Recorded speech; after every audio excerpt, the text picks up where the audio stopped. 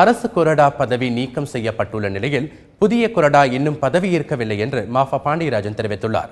கொறடா உத்தரவு அதிமுக சட்டமன்ற உறுப்பினர்களை கட்டுப்படுத்தாத நிலையில் மனசாட்சிப்படி வாக்களிக்க வேண்டும் என்றும் அவர் வேண்டுகோள் விடுத்துள்ளார்.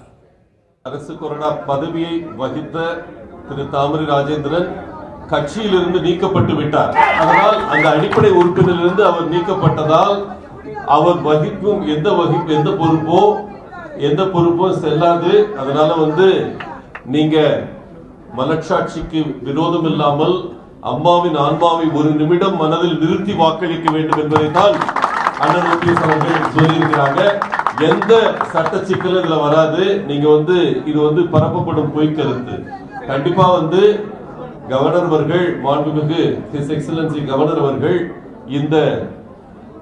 இந்த வாக்களிப்பை இந்த நம்பிக்கை தீர்மானத்தை முன்மொழிந்து இதை செய்யணும்னு சொன்னப்ப புது அரசாங்கம் பொறுப்பெடுத்து இந்த நிமிடத்துடன் 24 மணி நேரங்கள் தான் ஆகியிருக்கிறது. இந்த 24 மணி நேரத்தில் 31 அமைச்சர்கள் பொறுப்பெடுத்திருக்கிறாங்க.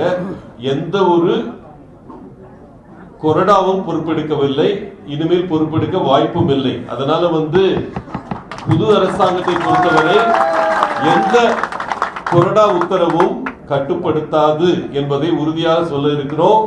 நாங்களும் கொறடாவை நாமினேட் பண்ணிருக்கோம். அதனால கண்டிப்பா எந்த விதமான பிரஷர்ஸ், இந்த மாதிரி பிரஷர் போடுறதெல்லாம் செல்லாது, சட்டத்தின் முன் நிற்காது.